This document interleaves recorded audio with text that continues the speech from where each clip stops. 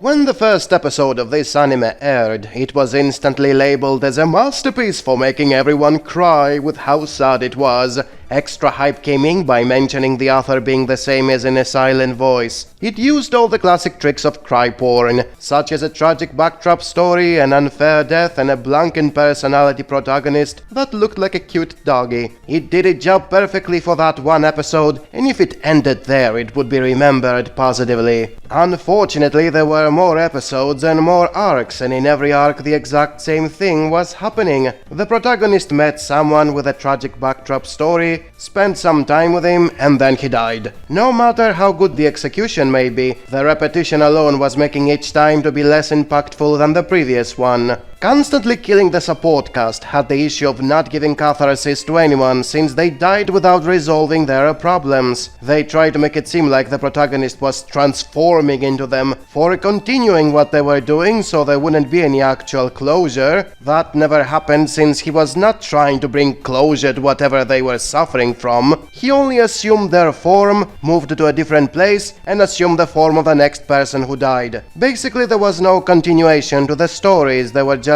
cry porn that went nowhere. Furthermore, latter characters didn't even spend that much time with the protagonist before dying in order for the audience to care about them. Not even the plot cared about them after a while, which is why it was killing them in a hurry just because it had to. On top of that, a quest to save the world from monsters was eventually introduced, which caused a major identity crisis. What began as a fantasy drama had now become a sort of shonen action adventure. Fight scenes with superpowers became more frequent, it completely changed the tone of what the show was at first and alienated most of the audience. Because of that change, the protagonist turned from a powerless wanderer to a super powerful messiah. He was no longer a sad nobody in a harsh world, he was now a special chosen one destined to save it by thinking and feeling more and more like a human being. He didn't have the same vibe as in the beginning of the show when he was just a powerless nobody. There was also no way to like him for gradually turning from a nobody to a messiah. The transition was either too fast for happening in the span of a few days, or out of screen through lengthy time skips. He gets rewritten into a different character without even showing you how. Furthermore, some of the characters the protagonist met didn't even die by something bad that was happening in their lives. They kicked the bucket because they were interacting with the protagonist, so evil monsters and mean people wanted to make him suffer even more by killing his friends.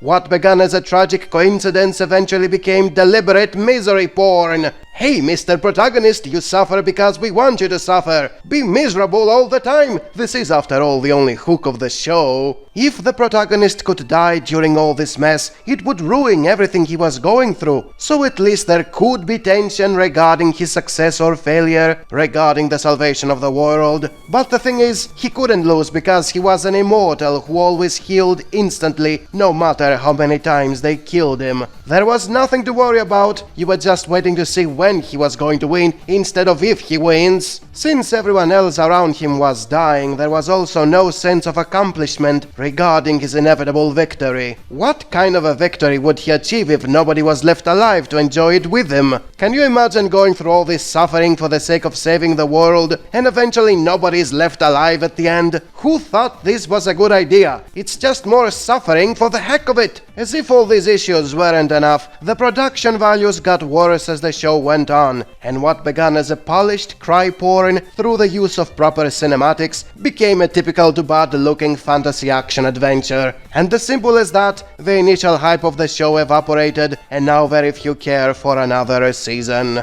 Once again it was proven why hype is bullshit, and why you should only judge something after it's finished. To Your Eternity belongs to the bulk of anime that don't use well their good ideas and end up being forgotten as soon as they are over. Which, ironically enough, this was supposed to be what the protagonist was trying to prevent by turning into his dying friends.